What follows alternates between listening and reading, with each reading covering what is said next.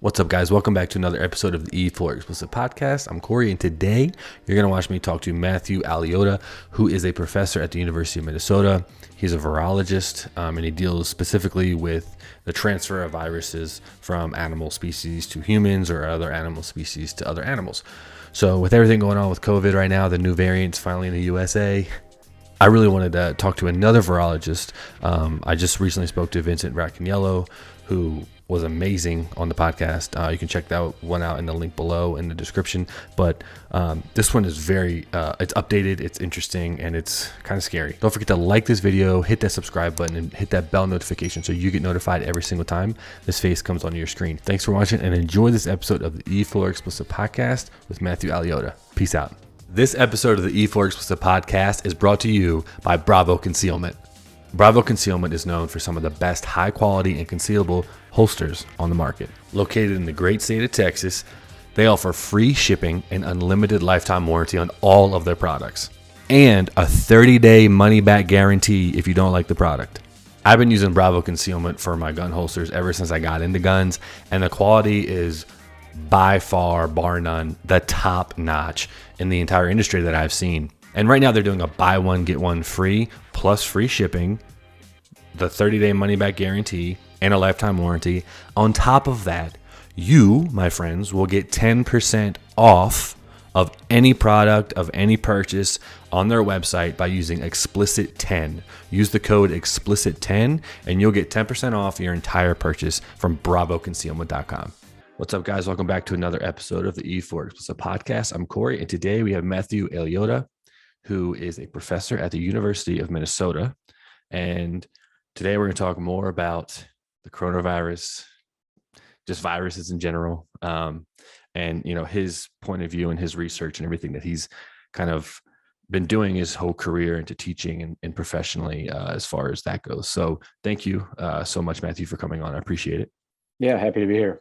Thanks, man. And can you just give people a little background about yourself, kind of like, where you come from? You're a young guy, so. Yeah. So as you said, I'm an assistant professor at the University of Minnesota. My lab studies primarily mosquito-borne viruses.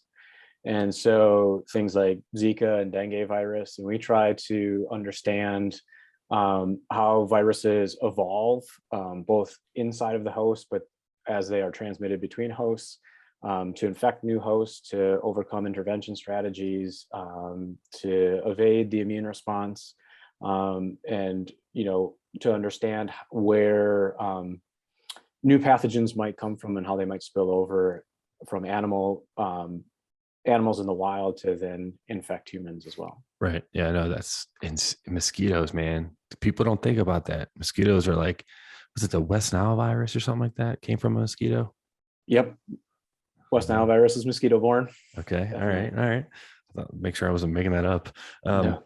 That's crazy. So what kind of diseases, you said dengue and stuff like that. Now, I feel like a lot of those diseases are in, third world countries, places that just don't have kind of the antivirus stuff, the vaccines and stuff like that we have. I know when I went to Africa for a documentary, I went to Sierra Leone, and I had to get like a ton of stuff, yellow fever shots, what's it called, malaria pills. I stopped taking them when I was over there, but I did hear about like dengue and stuff like that. And can you kind of like talk on, I don't really hear that in the United States, but can you kind of like talk about that a little bit?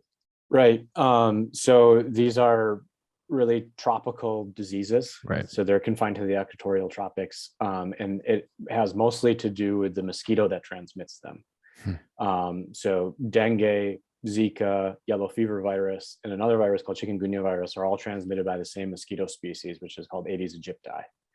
And so this is a mosquito that is found throughout the tropics, everywhere. In the tropics, whether you're in Africa, South Central America, Southeast Asia. We have some Aedes aegypti here in the United States along the Gulf Coast, parts of Florida. But it is really geographically confined because of temperature. And so it's a concern as we can expect climate change might expand its geographic range. But in places like Minnesota, we don't really have to worry about something like dengue because we just don't have the mosquitoes here. Right. If you think back to 2016, 2017 with the big Zika epidemic in South and Central America, we did have a significant number of cases in Florida. So there is the potential for those viruses to be transmitted here in the United States. And if you think back historically, yellow fever virus has been a major problem throughout US history. Malaria has been a major problem in the United States up until about the 1950s when it was eliminated. But these pathogens really thrive where you find the mosquito. Right. Okay. Two questions off that. So one, there's only one specific species that hosts the majority of those viruses. Well, so there are about 3,000 mosquito species. I'd say roughly 150 of them can transmit pathogens. And then when you're talking about some of these viruses, so like yellow fever, dengue, and Zika, which are actually, they're in the same virus family, so they're very closely related. They're all transmitted by that single species of mosquitoes, mosquito Aedes aegypti. Malaria is it's a parasite, it's a single cellular parasite, so it's different. It's transmitted by a different mosquito species and then within a different genus of mosquito, so a different kind of mosquito. Right. And then there are several different species that can transmit malaria parasites. That's crazy. And so as far as, are they transmissible to like people like easily, like coronavirus and Delta and all that stuff? Well, so no, it's different because you're not, you don't have human to human transmission with the exception of something like Zika virus, which can be transmitted sexually. So, you're not going to have spread, in gatherings from person to person. You need the mosquitoes present. But in, many parts of the world, we are creating conditions that facilitate very large mosquito populations. So Aedes aegypti, this mosquito that I've mentioned several times now, is really, has co-evolved with humans and really is adapted to an urban environment. It feeds on humans almost exclusively. It likes to go inside to feed. And so it's really adapted to efficiently, be a really good transmitter of these viruses. Great. It's funny you talk about like kind of climate change. I just talked to Jim Flemings, who was a climate change guy, his whole career. And we were talking about like doomsday and all this stuff and how much climate change is changing, not just, the climate and icebergs and stuff and glaciers and stuff like that. But you don't even think about stuff like that. Like if places that are typically colder get hotter, then new species and stuff will start migrating into those locations, right? Yep. So you expand the geographic range in the mosquito. I mean, human behavior with anything you're talking about from an infectious disease standpoint is really one of the underlying causes of why we're seeing, these new pathogens spill over, or increased transmission of certain pathogens. So, there are social determinants of health, whether that's, access to clean water or housing, or you can talk about forest fragmentation, creating ideal conditions for spread of Lyme disease. And it's just human modification of the environment is really creating these ideal conditions for a lot of these pathogens to just flourish. Right. Would you also say that a big contributor, like, for example, we're going to shift a little bit to the outbreak and coronavirus and kind of where people or the experts think that it came from as far as like either a wet market or something like that. Do you think like having regulation that was very like strict, like not having those, because I know those have been an issue for quite a long time, the wet markets and stuff like that, because they're just a breeding ground for disease for the most part when you're talking about animals having viruses and diseases and having transfer. Do you think that there should be something that should be set in place to where things like that shouldn't happen to prevent possible outbreaks like this? Well, I mean, I think the wild animal trade, and this is getting out of my area of expertise, but it's an economic issue, but it's certainly a public health issue. And these, consumption of essentially wild game happens all over the world. You can think of it, even from the standpoint of here in Minnesota, it's deer hunting season. And so, there probably needs to be some kind of regulation in place from a conservation standpoint, from a public health standpoint, but I can't get too deep in the weeds. Of course, it's not my area. No, I figure I was just curious, like your opinion, because I feel like there, if it's been such a big issue and it's potentially caused this global pandemic in a way. I just talked to Vincent Racaniello. Yep. So we talked about the wet markets, and he's certain that's where it came from.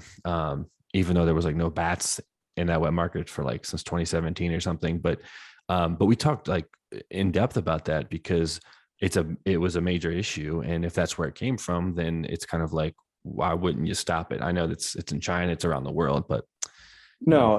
And so, I mean, it's just another opportunity for human animal contact to occur, right? So the more contact you have, whether it's through some kind of market or through just being out in the forest, right? You're exposed to potential pathogens, hundreds of pathogens just on a daily basis through normal interactions with your pets and animals in your backyard. But so to just increase the opportunity to then have exposure to more exotic type species that might harbor something that is potentially dangerous, from the standpoint of something like the coronavirus, it's again just another opportunity for a spillover type event to occur. Right. That's a good way to put it. Kind of like you're opening it up more of an opportunity.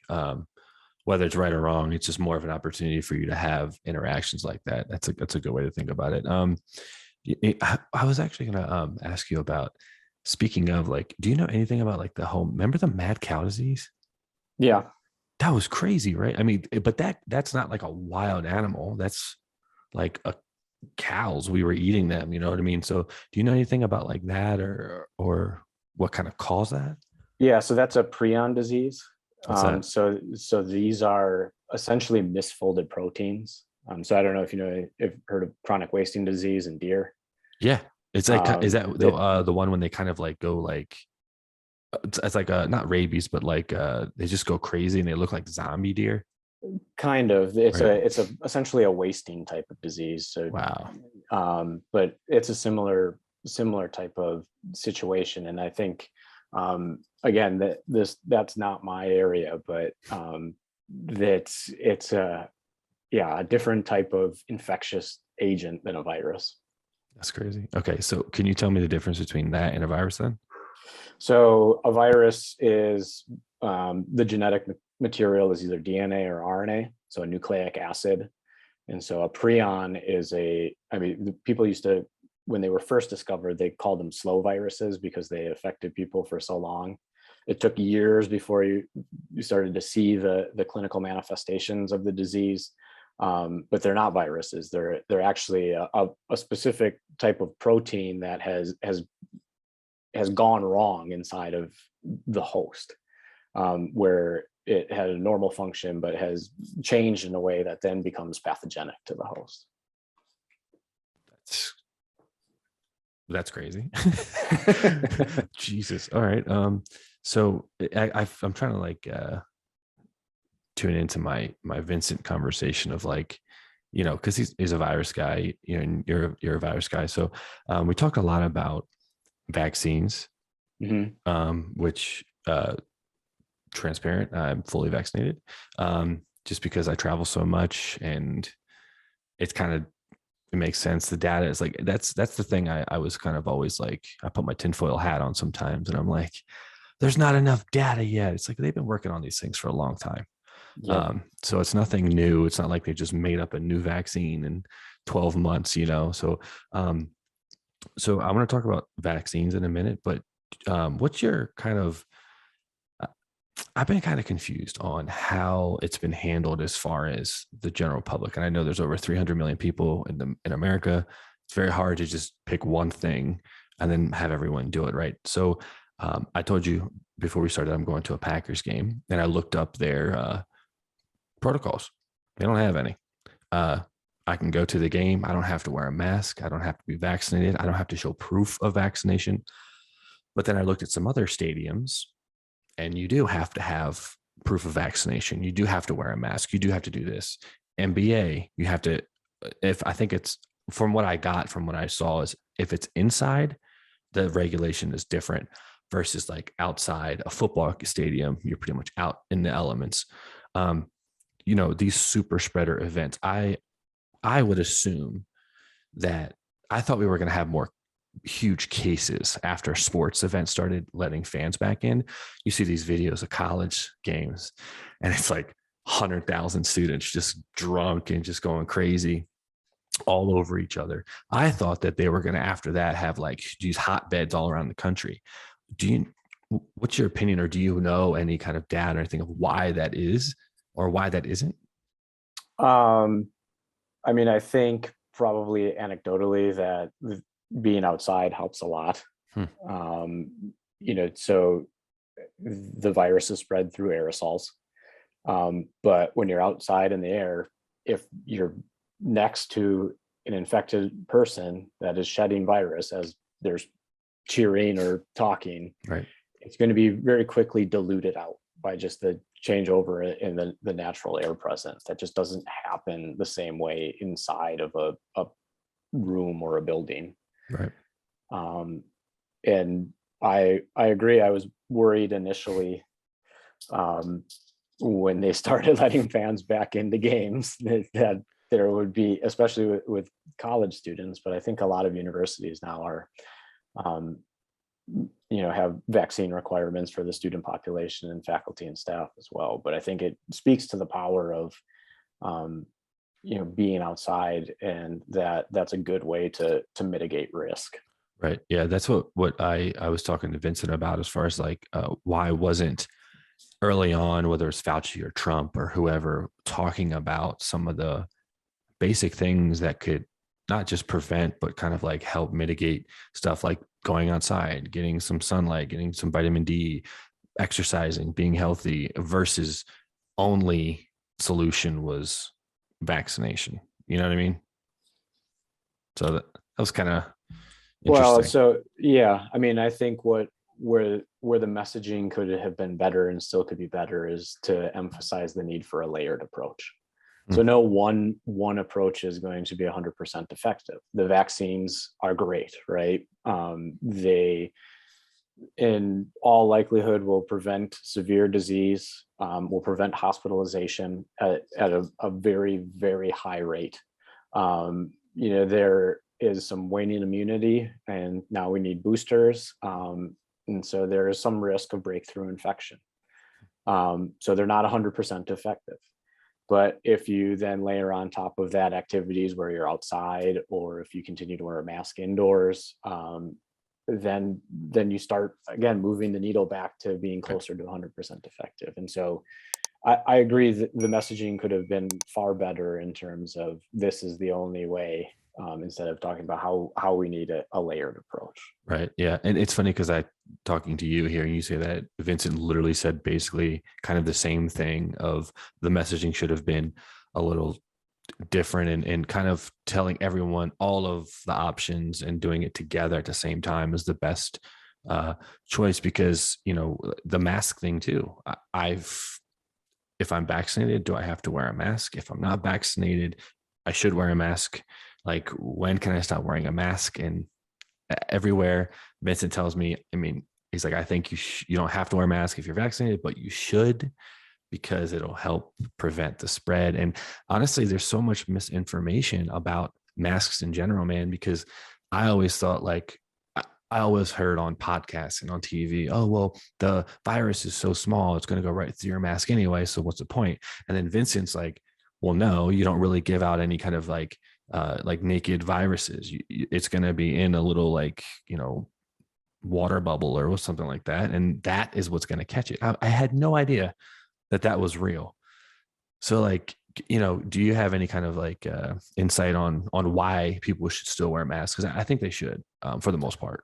Yeah, I mean, I think the primary reason and the reason I continue to wear masks is because I have kids that aren't eligible for vaccination yet. Hmm. And there, in addition to that, there are people, you could set the decision to get vaccinated aside. There are people that can't get vaccinated because of underlying health conditions. There are people that are vaccinated but might be immunocompromised for some reason or another, that are, their body is not going to respond to the vaccine the same way. And so, my mask protects you and your mask protects me. And so I think, um, again, it's trying to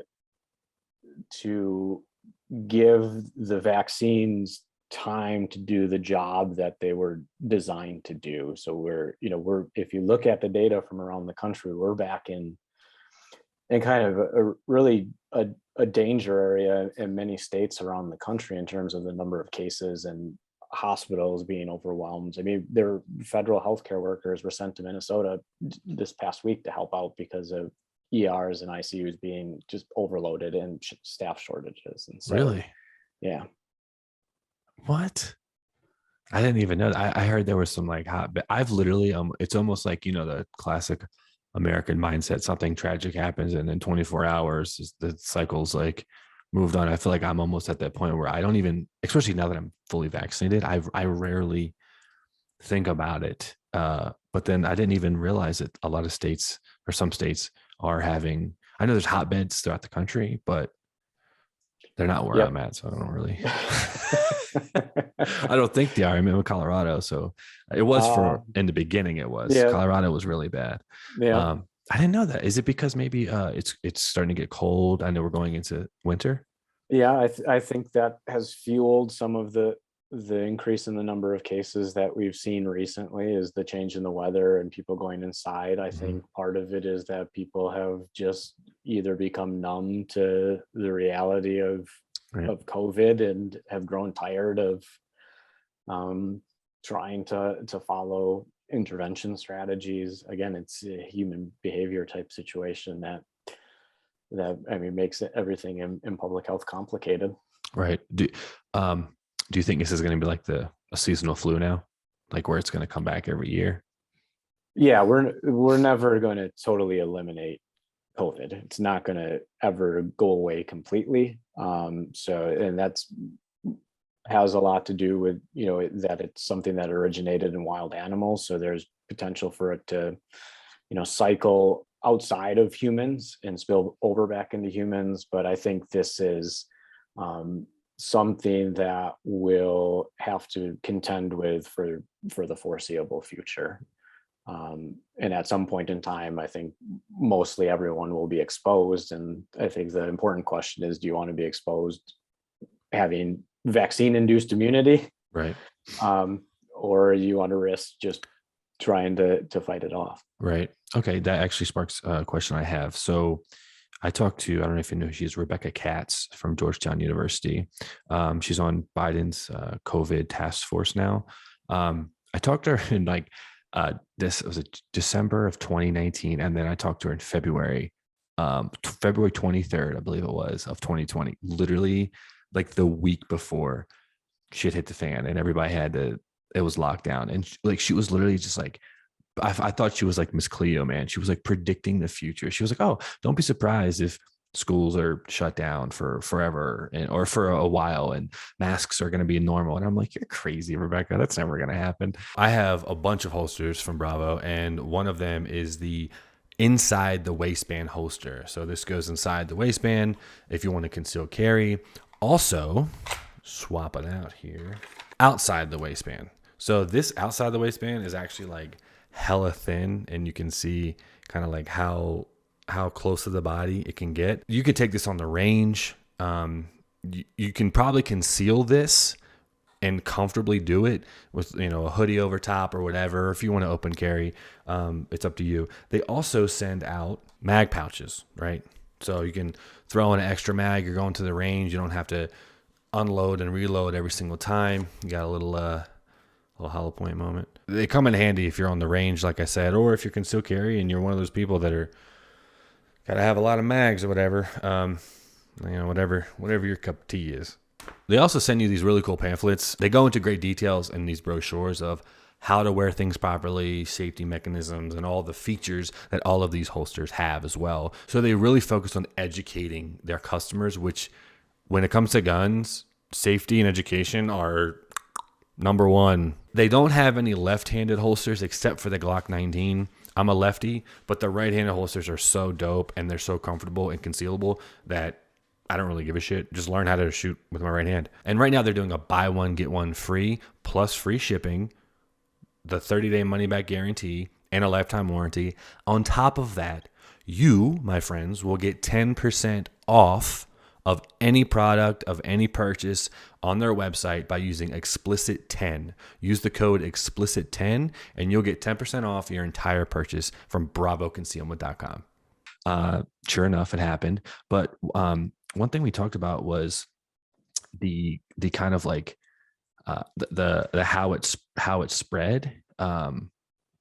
So like, and this is kind of what you're talking about, like mosquitoes. We know, they suck your blood out, then they can put stuff in you, or they just carry that stuff.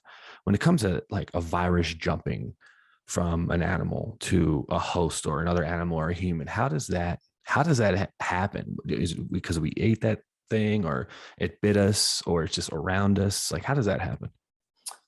Well, I mean, it could be through a number of different pathways. So it could be, something that you eat, but that's maybe potentially unlikely because, passing through the GI tract is difficult.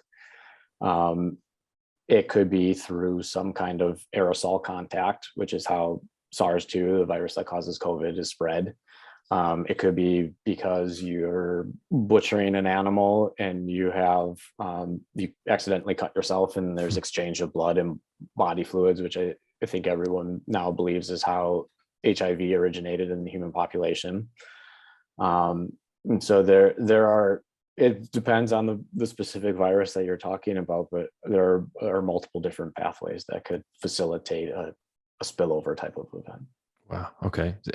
Do we know at all how COVID, like for sure? Because I know there's the whole like conspiracy of the Wuhan lab and all that stuff and the leak, but do we know like how it came? Because I mean, when I was talking to Rebecca, she was like, more than likely what we know, obviously we knew nothing in February of 2020. She's like, it probably came from a bat because they carry coronaviruses. Right. And so I'm a proponent of the natural origin theory. So right. I don't think it was a lab leak. I think it came from a wild animal. Yeah. And so, the original SARS. So I guess the first thing I'll preface this with is it's very difficult to actually find the species that a virus came from. In like Agent 1 or whatever they call it. Yeah. Patient zero, Agent 1. What the hell is that? Animal zero, maybe. Yeah. And so for the original SARS, I think the research community got lucky in understanding kind of the exact transmission pathway from a bat into civet cats.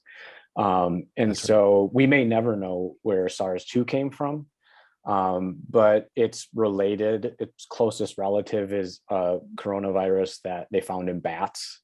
And it's very closely related to the original SARS from the early 2000s that also came from bats and then jumped into civet cats, so this intermediate species.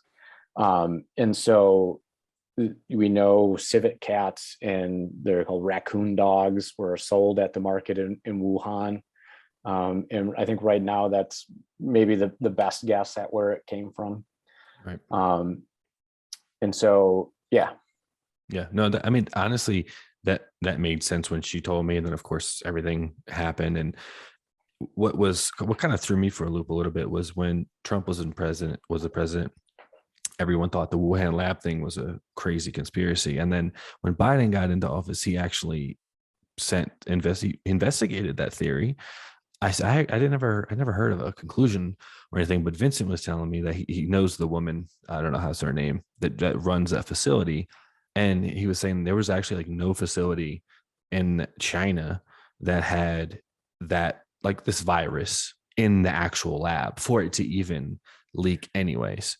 So, I mean, I agree with you. I think I took it off my tinfoil hat and put it away when I kind of like just thought about it. Like it makes more sense for it to come from an animal, especially if this has happened before, and then getting into cats, which is like would be in your house more than likely, correct, or at least around Yeah. more humans than a bat in a cave, right?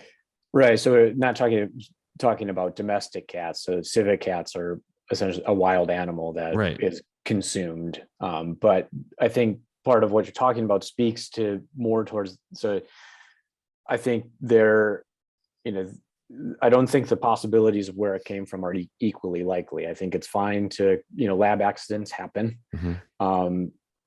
And you need to understand that. But I think the preponderance of evidence suggests that it came from a natural origin. And,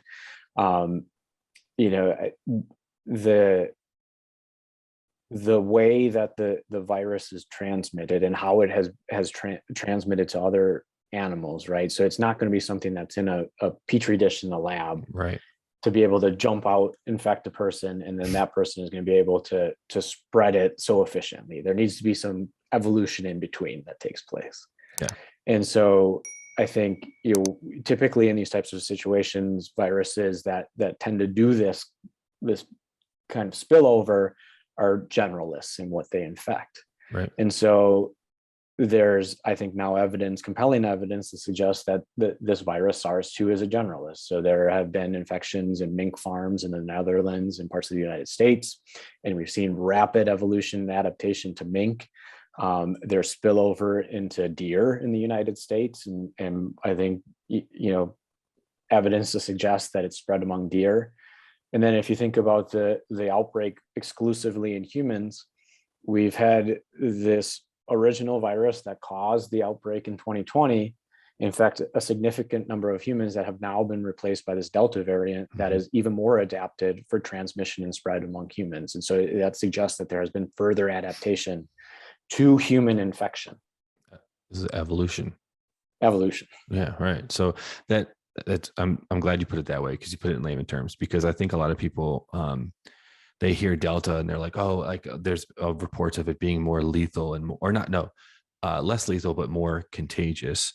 And then when I mentioned that to Vincent, he's like, yeah, but the vaccine, he's like, just if you get the vaccine, it covers, like, you're kind of basically saying like it's in its original form, the vaccine would take care of that on top of other variants as well. Correct. Right.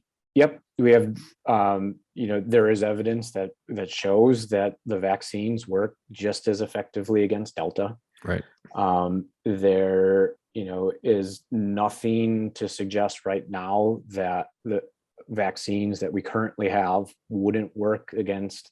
I mean, it's not impossible, but they in all likelihood will work against new variants that emerge. Right. Yeah, that makes sense. I mean, I feel like it's kind of like, it's not 100%, but it's good enough to where it would protect you if you got sick. Right. I think the bigger concern is vaccine equity and the lack of vaccinated individuals around the globe. Right. So anywhere there's spread around the world gives potential for new variants to emerge that then may at some point undermine the vaccines that we have. And so eventually, if we get everything under control here, get as many people vaccinated as possible, if there's spread in Africa or other parts of the world that have not had an equivalent amount of access to the vaccines, that's a concern from a global health standpoint, and it should be a concern from a health standpoint in the United States, because we're not going to be sheltered from that. Right. So basically what you're saying is, let's say we were all vaccinated in America and someplace in Africa they weren't, and then that gave room for a new variant to be created that maybe our vaccine can't go up against, and then by the time it got to us, we would be in a similar situation as 2020. Yep. Makes sense. That's scary as hell. Well, we need to vaccinate the world. Another thing let me just back up real quick to the Wuhan and the evolution, because are you familiar with Brett Weinstein? He's an evolutionary biologist. Super polarizing. He goes on Joe Rogan all the time. Yeah. So he convinced me, first of all, until I talked to Vincent about the Wuhan lab, because he was talking about how he was basically saying there was no way that the virus, the original virus, would have the attributes of being able to spread so quickly and jump from host to host so quickly without having some sort of kind of help from humans by kind of mutating that virus. And then, of course, Vincent was like, "It's completely not true. Like, it could absolutely happen. It happens all the time, and it can happen very quickly, or it could take a long time."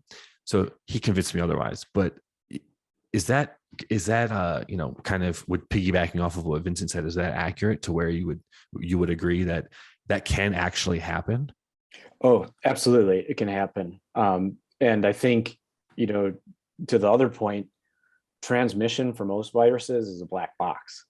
So if you wanted to make a virus in the lab for nefarious purposes or for, research purposes, we wouldn't know where to start to make a virus like SARS-2 that is highly transmissible during the asymptomatic phase.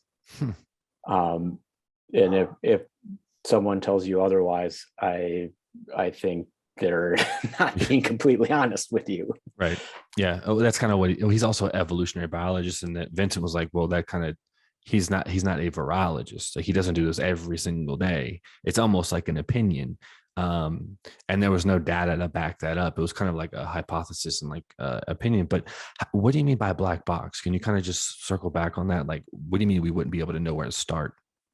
Well, so you wouldn't know where to design the virus, right? So with pathogens, for transmission, so sometimes transmission can be coupled with increased virulence. Sometimes there's a trade-off that I become more transmissible, but then I become less virulent, so I cause less disease. And it's all kind of optimized and balanced so the virus wants to get to new hosts, right?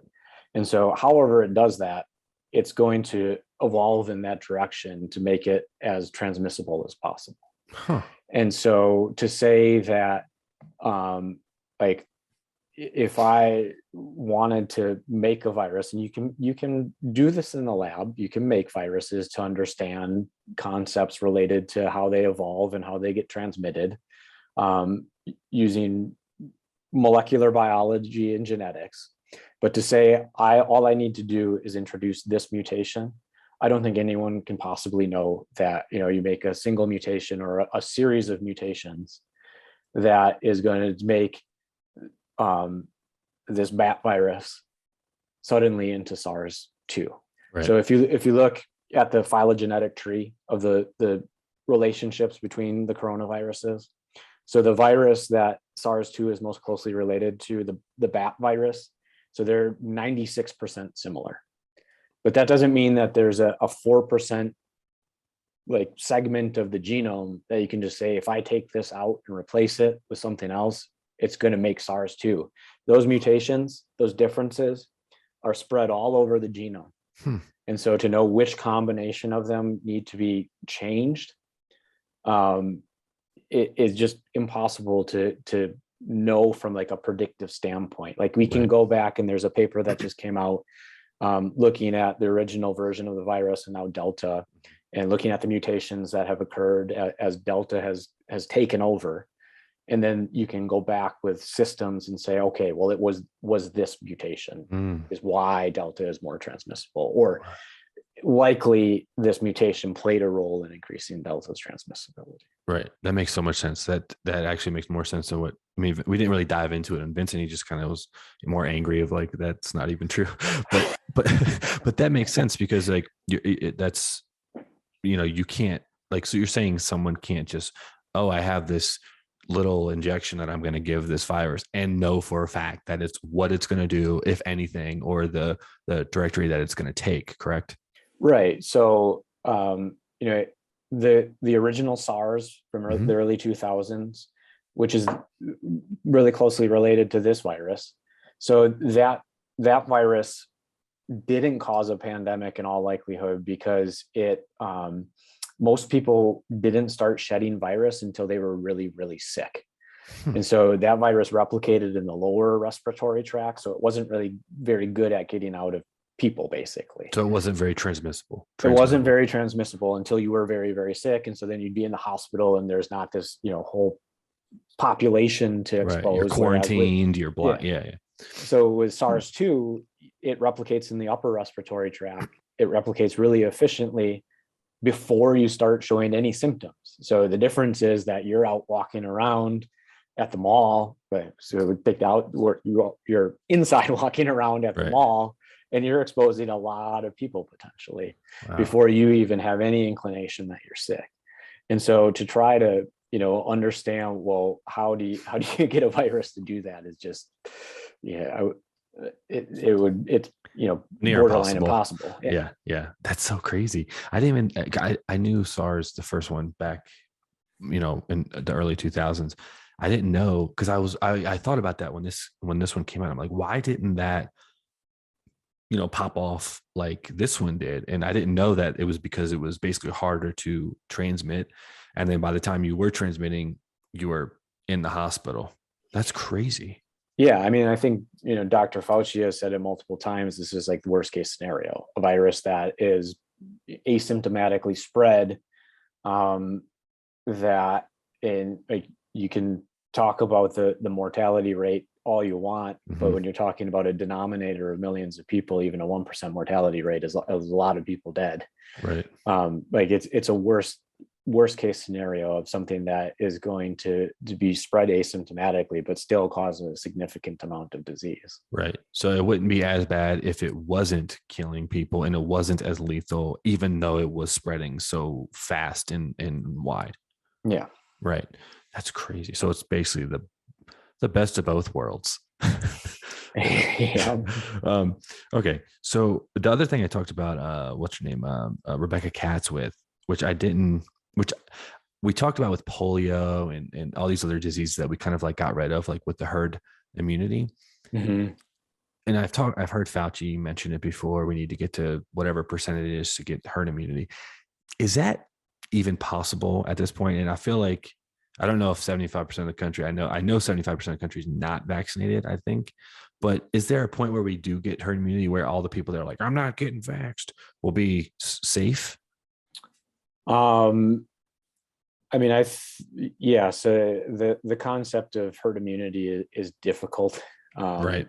And I think we need to talk more about like community immunity or What's population. It's just more on a focal scale instead like of a local, and even to say like in the Twin Cities, 70% of adults or whatever are vaccinated. That doesn't mean that like 7 out of 10 people that I'm walking around the grocery store with are vaccinated. It's really highly focal, depending on county, depending on neighborhood. Right. I think that at some point, there will be enough people that are either immune because of vaccination or immune because they have been exposed to the virus, and develop immunity that way, that it will drive cases down. Interesting. Yeah, I was just curious of that because the herd immunity thing that makes a lot of sense, because you have a lot of cities that are, and not to be political, but like a lot of the left in blue states that are in the city are typically getting vaccinated, and then the rural communities aren't. So let's say you have Atlanta down, like in Atlanta is very Democratic. I mean, Twin Cities, Minnesota is for the most part left in the city, but outside. Mm-hmm. So is that what you're talking about? Like as a whole state, that accounts for everything, or just because the Twin Cities is 70%?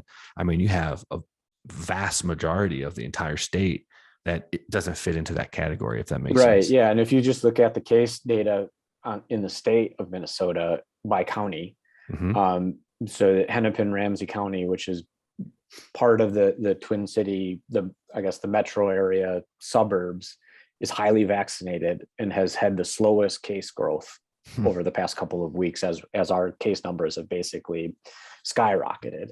And then if you look outside of of those counties, your vaccination coverage goes down, and not surprisingly, case numbers go up. Yeah, that's what I've seen, like on the news and stuff. They talk about like the royal community, royal communities are basically like way less protected. So then they're having more cases go up. Yeah. It's crazy. I feel like the data is there now to where people can kind of be educated in this enough to make a decision, not so much to make it political, but it's kind of like, I don't know. I just think it makes sense. It has become political for sure. The sad thing. Right. I think that's the reason why it's so bad with, if I tell someone I'm vaccinated, there's so many people that I talk to that I told them I got vaccinated and their heads literally exploded. They're like, what? You got, and I'm like, I'm not some like crazy right winger, like nut job. You know what I mean? Like, I'm talking to people like you who are educating me on actual facts and data, that I'm not just getting my information and data from CNN or Fox. And I think that's where I think we went wrong in the beginning, is making this so, politically it's just polarized, and me and Vincent talked about this, is like all these politicians, they have something to gain from it. They were, however Trump handled it could have been his demise, or could have pushed him potentially to be reelected. So I don't know. I just think it's unfortunate, because a lot of people now are getting sick and dying and not getting the cover that they need, because they're taking all of this information from a place that isn't that accurate, if that makes sense. Well, right. It's misinformation. And people are highly susceptible to misinformation. Yep. It's been a polarizing issue, I think, for everyone. I mean, within my family, I have one side of my family telling me that I'm crazy because I know too much. And then I've had other parts of my family tell me straight up that they just don't know who to trust. Right. But they've chosen to trust someone on Facebook instead. Yeah, no, I have a question for you. How does that work for you? How is it hard for you when you talk to certain people? Because Vincent was getting like visibly like angry, because he was like, I've been doing this for 40 years. I know what I'm talking. Like, you've dedicated your life to viruses. Like, and it's not, you're not some like shrill of like, oh, you're getting paid by Pfizer, and I highly doubt that. So no. But that's what people think, man. Yeah. Like, people are like, oh, they're like, my comments for Vincent are like, oh, he's getting paid by Fauci. I'm like, you sound like an idiot, for one. You know what I mean? Like, if it's just, how is that difficult for you when you know the data like the back of your hand, what's accurate and what's true, and then you see all this stuff in the news and the media, and then especially on social media, on Facebook, where you have these self-proclaimed geniuses that all of a sudden know everything about viruses since 2020. Is that hard for you? Yeah, it's really hard. And I mean, I think, science communication is difficult, and we could go a long way as a field to do a better job of trying to beat people where we are. But anti-science is big business in and of itself, and I get worried about anti-science, just aggression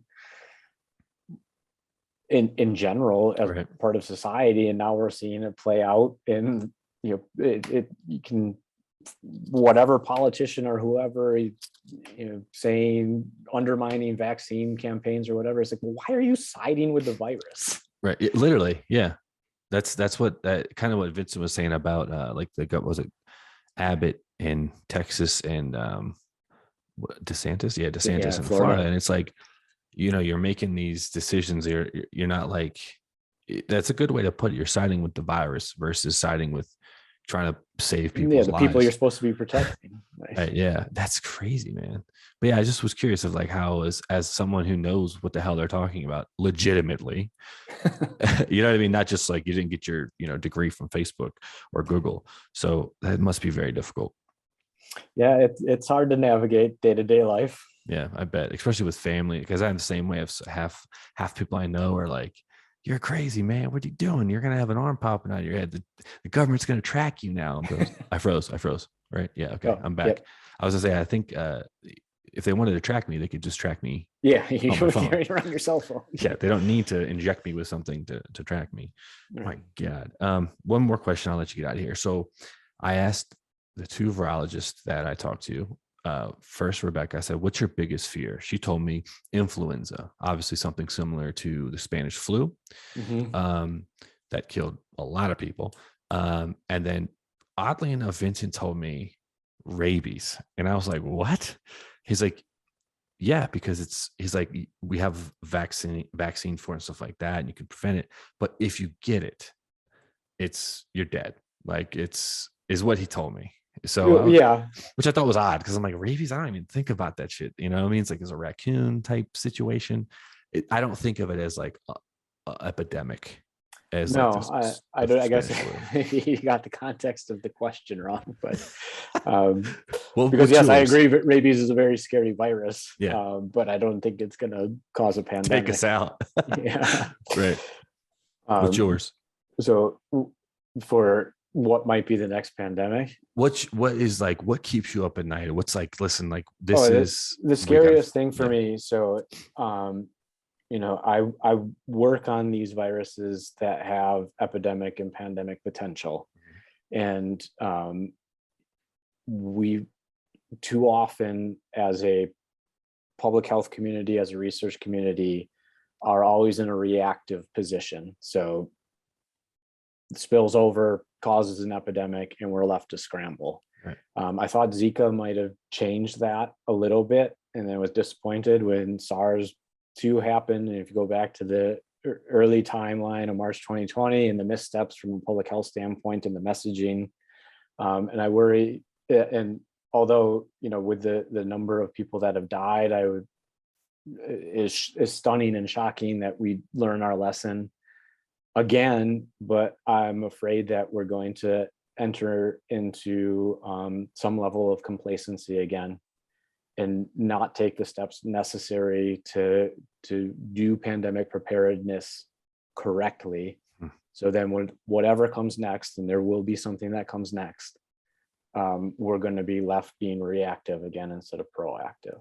Right. And if you're asking about a pathogen, I'd probably take even odds that it's going to be another coronavirus, an arbovirus, a virus that's transmitted by mosquitoes like yellow fever virus, or you also can't sleep on influenza. Right. Yeah. So your biggest fear is basically humans. It's complacency. Yeah. Yeah. That's actually he kind of piggybacked, or he kind of backtracked from the rabies and kind of said like his biggest fear would be like what you said, is not being kind of prepared. Yeah. Not ready. Yeah. Which makes so much sense. You would think by now we would have, especially with all the viruses and stuff that we've seen over the years, we would have some sort of, preparedness, like how we treat our military. Like we're ready 24/7 if somebody wants to come mess with us. But when it comes to stuff that we really can't see, it's not really there, right? No. It's crazy. And it's a global health problem. It's a security problem. It's an economic problem. Mm-hmm. It's a social problem. So it's true. Multifaceted. But when it's not happening in the moment, it's easy to forget about. Right. Yeah, I think it's because we don't, like I said earlier, man, like that 24-hour news cycle. We don't have like something happens, there's a shooting at a school, and then a date, I've already made my praise and I've loved the photo and I've said what I wanted to say, and then 24 hours later it's like it never happened. It's things like that don't change. They don't, like, those things aren't big enough of an impact. Like, how is a global pandemic not a big enough impact to set that stuff up to where we don't have to scramble? Because that's what it felt like. 2020 felt like a scramble of like, oh crap, what is this? Let's figure it out and let's just throw shit on the wall and see what sticks. That's how I felt. Yep. Man, crazy time. Fairly accurate. All right, cool. I'm learning. Hey man, thank you so much for coming on. Appreciate it. Yeah, no problem. Where can people find you? Are you on Twitter, on Instagram, stuff like that? Yeah, I'm on research. Twitter. Yep. I use Twitter to promote research. Nice. I'll put all the links in the description below. And that's another episode for the E4 Explicit podcast. We'll see you next time. And right now they're doing a buy one, get one free plus free shipping, the 30-day money-back guarantee, and a lifetime warranty. On top of that, you, my friends, will get 10% off of any product, of any purchase on their website by using Explicit 10. Use the code Explicit 10 and you'll get 10% off your entire purchase from bravoconcealment.com.